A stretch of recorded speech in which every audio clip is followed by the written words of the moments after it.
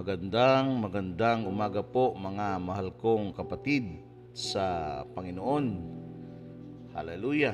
Muli tayo pong lahat ay magkasama-sama o magkakasama-sama sa ilang minuto na kung saan ay atin pong pagsasalusaluhan ang mga napakasarap na katotohanan mula sa salita ng ating Panginoong Diyos. So, good morning, dyan lang po kayo. At tayo po ay sama-sama pong magbulay-bulay sa biyaya at patnubay ng banal na Espiritu. Tayo pong lahat ay dumulog muna sa panalangin. O Diyos na may likha ng langit at lupa, Diyos na aming pinaglilingkuran, Diyos na aming sinasamba sa Espiritu at katotohanan. Salamat po, Panginoon, sa panibagong araw na kami ay nagising, may panibagong buhay, malakas at tunay, O Diyos, na nagpapasalamat po kami. Ako personally, Panginoon, sa umagang ito. Tunay na dalangin ko po, O Diyos, ang inyo pong patuloy na paglilinis sa anumang bahagi ng aming buhay o ng aking buhay. Patawarin niyo po ako, Panginoon, sa akin nagawang pagkakamali. At sa umagang ito, O Diyos, hinihiling ko po ang masaganang biyaya ng banal na Espiritu, ang siyang pagtuturo, ang paggabay, ang direksyon, ang pagbibigay ng kaunawaan sa anumang mga salita na mahayag sa aming kalagitnaan. Salamat po, Ama, sa iyo po ang papuri, ang pasasalamat at pagdakila sa pangalan ni Jesus. Amen at Amen. Glory to God. Hallelujah. Ganito po ang sinasabi ng salita ng Diyos na atin pong sama-samang pagbubulay-bulayan. Muli, babasahin ko po ito sa dalawa pong salin sa English at sa Tagalog version. Ano po? So, unahin ko na po yung English. Ang sabi po ng banal na kasulatan, Mateo 5:11 hanggang 12. Blessed are you when others revile you and persecute you and utter all kinds of evil against you falsely on my account. Rejoice and be glad, for your reward is great in heaven, for so they persecuted the prophets who were before you. Sa Tagalog po ay ganito ang kaniyang sinasabi. Mapalad kayo kapag dahil sa akin inaalimura kayo ng mga tao. Pinag-uusig at pinagwiwikaan ng lahat ng uri ng kasamaan na pawang kasinungalingan. Magdiwang kayo at magalak, sapagkat malaki ang inyong gantimpala sa langit. Gayon din ang ginawa ng mga tao sa mga propetang nauna sa inyo. Pagpalain ng Panginoon ang pagkabasa ng kaniyang salita sa umagang ito. Ang unang pumapasok sa aking kaisipan o para bang tumigil sa aking kaisipan ay yung mga nakaraang preaching ko din sa church na kung saan ay akin pong preach na yung patungkol sa pag-ibig sa kaaway, loving your enemies. Na kung saan ay makikita nga ito sa Matthew chapter 5 verse 44. Ang katanungan na pumapasok sa isipan kaagad ng isang mananampalataya, paano mo iibigin ang isang tao na nagbigay sa iyo ng sakit? Paano mo iibigin ang isang kaaway na siyang naging dahilan upang mabingit ka sa kamatayan? O maaaring sabihin natin, ang isa sa mga mahal mo sa buhay ay kaniyang pinatay o ginawa ng masama, kinidnap, pinagnakawan, ni-rape, o iba pang mga bagay na kung saan ay nagpapakita ng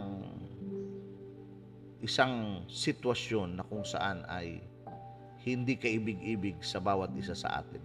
Masakit sa bawat isa sa atin. Paano mo ito iibigin?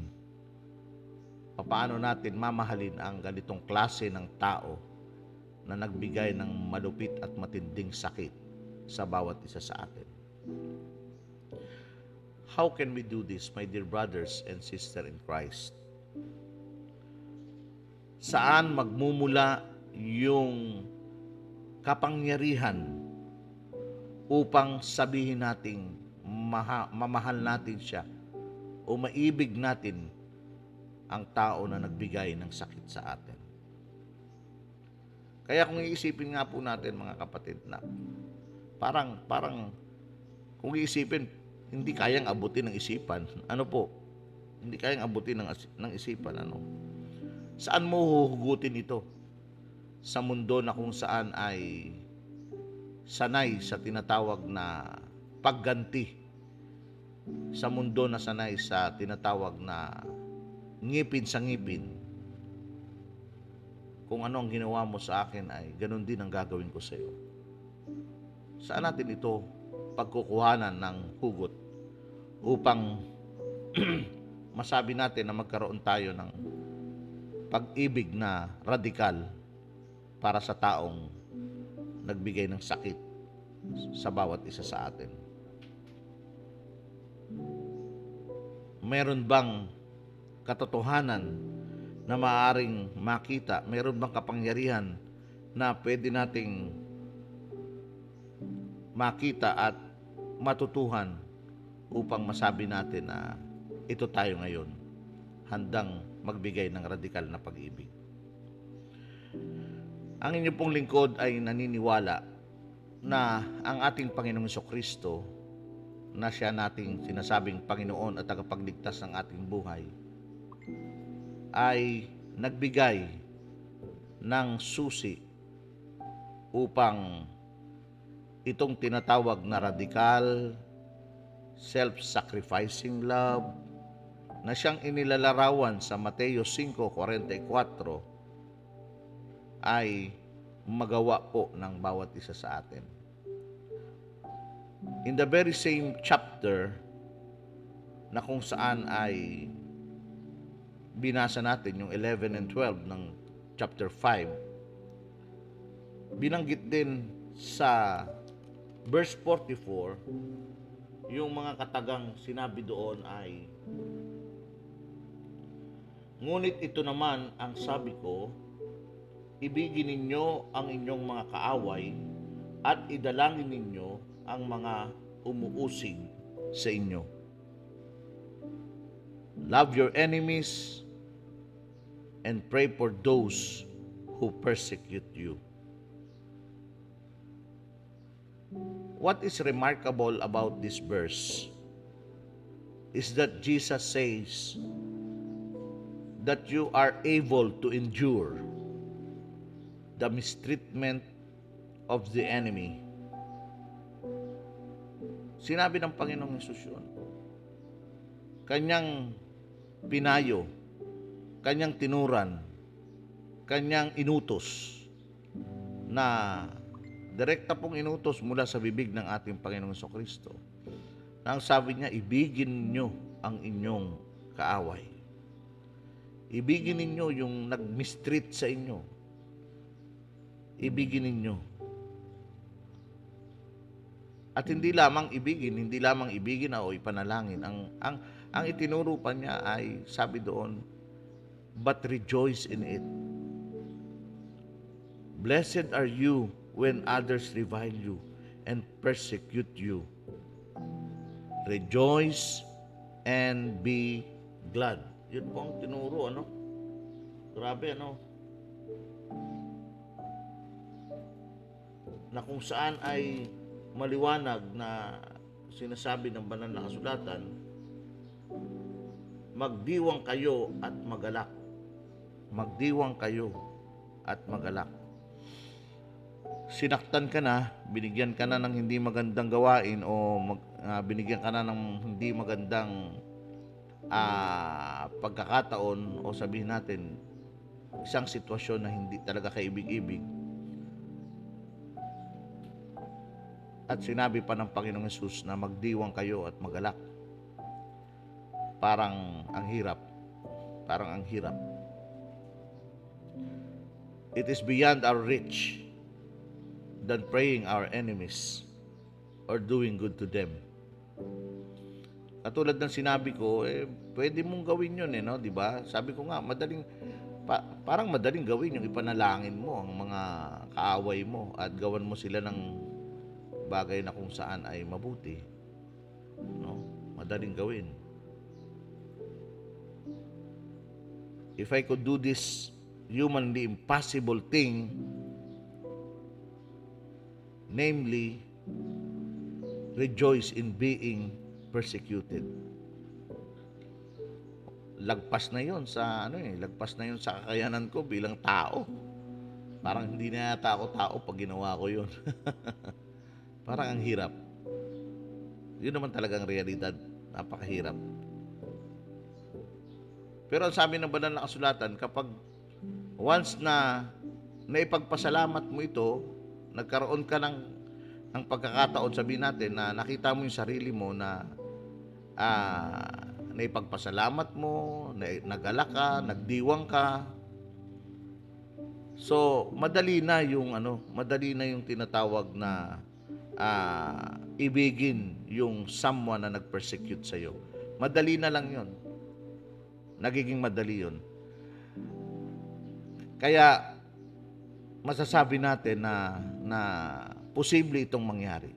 Pero may susi po na itinuturo ang banal na kasulatan para magawa natin yun.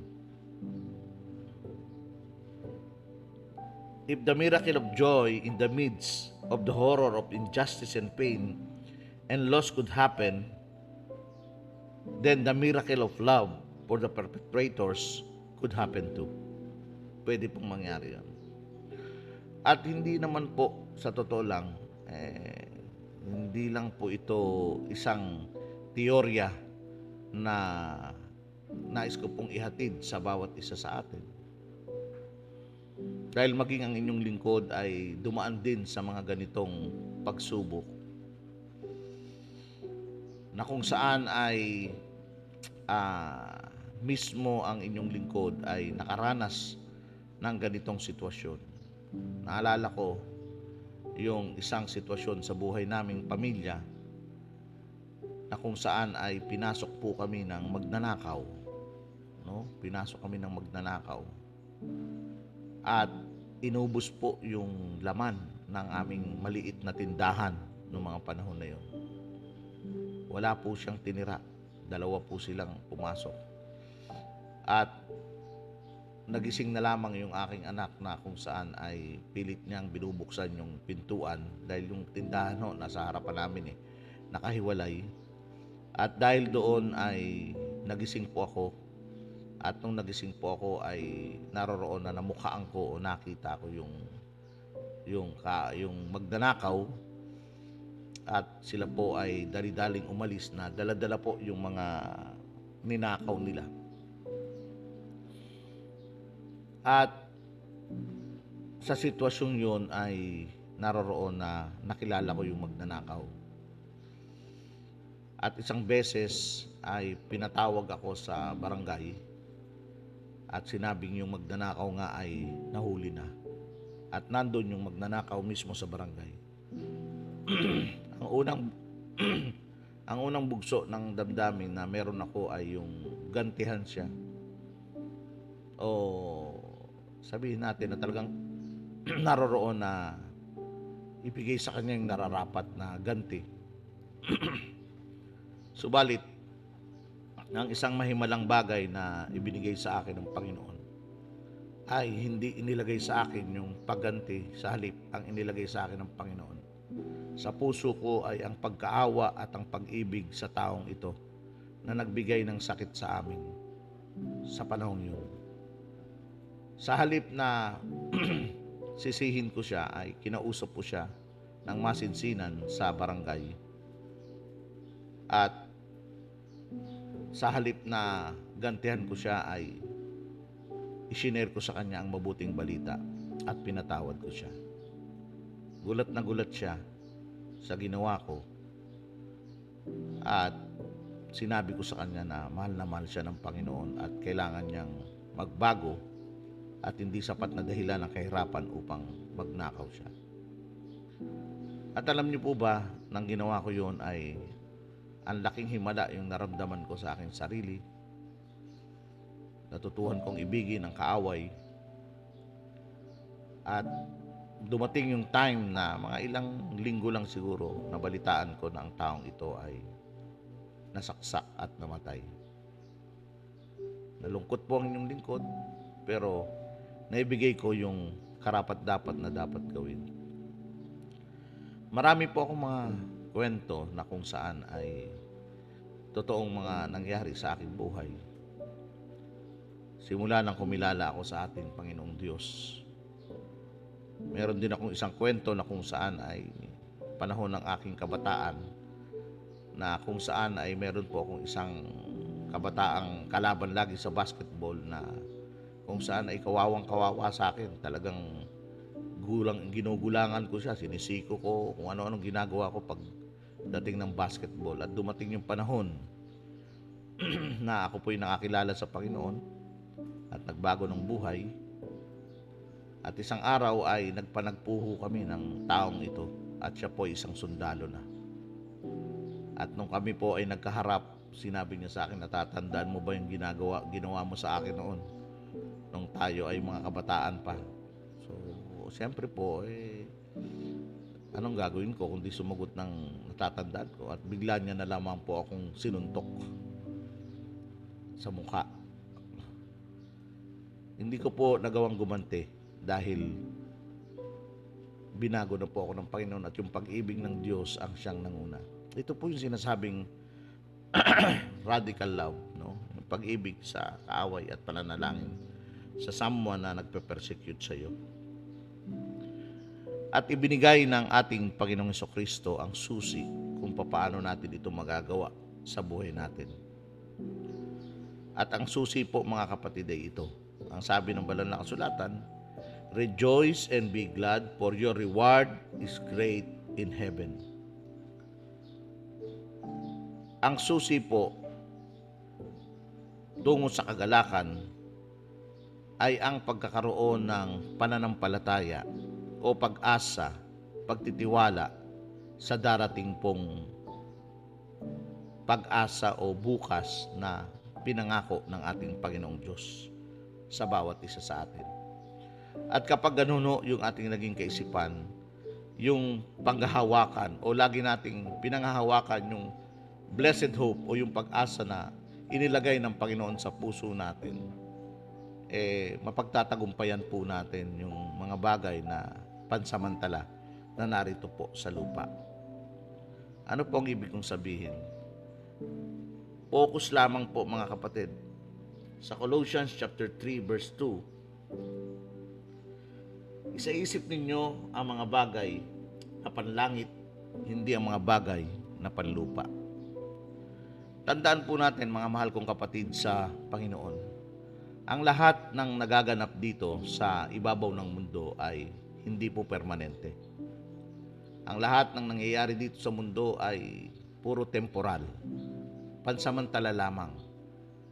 Trabaho, relasyon sa kapwa, kaibigan, kapatid, o kahit kanino pa man. Lahat ng mga bagay na nakikita natin sa pangkasalukuyan, lahat po yan ay temporal. Kaya itinuturo ng banal na kasulatan, huwag nating idikit yung ating puso sa mga bagay na nakikita. Sa halip, isaisip natin ang mga bagay na hindi na nakikita, sapagkat ang mga bagay na hindi nakikita, ito yung mga bagay na pangwalang hanggan. At naroon po yung pangako ng Panginoon. Sabi niya, great is your reward. Saan? Doon sa darating na bukas. Kaya kung maaring masaktan ka man ngayon sa pangkasalukuyan, may magbigay man ng sakit sa iyo sa pangkasalukuyan, huwag kang mag-alala, pansamantala lang yan. Dahil pagdating ng panahon, haharap tayo sa Panginoon at kukunin tayo ng Diyos, doon wala nang pagluha. Wala nang sakit na mararamdaman. Ang lahat sa piling ng Diyos ay puno ng kagalakan. Kaya yun ang iisipin natin. Yun ang dapat na i-focus natin sa ating buhay. Gawin natin yung mga bagay na pangwalang hanggan. So kapag nagpatawad tayo sa ating kaaway, kapag tinanggap natin yung anumang sitwasyon na dumating na masama sa ating buhay, yun ay bahagi ng pag-iisip sa darating na bukas. Yung tinatawag na blessed hope. No? So the command to love our enemy is a command to find our hope and our deepest soul satisfaction in God and His great reward, His future grace. The key to radical love is faith in future grace. We must be persuaded in the midst of our agony that the love of God is better than life. Nagiging masakit paano ito kapag ang tingin mo sa buhay mo, andito lang. Kaya nga lagi ko pong isa sa mga pag-asa ko na sinasabi ko lagi sa Bible, na pinaghuhugutan ko sa Bible, sabi doon, kung ang pag-asa mo kay Kristo ay hanggang dito lamang sa lupa, ikaw na ang pinakakawawang tao sa mundo. Salamat sa Panginoon dahil ang pag-asa ko po, ang pag-asa natin ay hindi lang dito sa mundo. Yung buhay natin minsan iniisip natin hanggang dito lang sa lupa, nagkakamali po tayo. Kaya minsan apektado ang lahat ng ginagawa natin, apektado ang lahat ng iniisip natin dahil ang isip mo panlupa lang . So turuan natin ang ating mga isipan, panghawakan natin ang ating isipan, ang ating puso na ang dapat na pinaka-prioridad natin sa buhay ay ang gawin ang mga bagay na makalangit. Isa-isip natin yung mga bagay na makalangit. At kapag yun ang naging isipan natin, yun ang susi, mga kapatid, sa isang radikal na pag-ibig na pwede nating gawin. Loving your enemy doesn't earn you the reward of heaven. Treasuring the reward of heaven empowers you to love your enemy. Hallelujah. Yung maisip lang natin na naririyan yung mga pangako ng Panginoon, yung mga reward ng Panginoon sa future grace. Wow, hallelujah. Magagawa po natin yung ibigin ang ating kaaway, ipanalangin sila at magawa natin sila ng mabuti.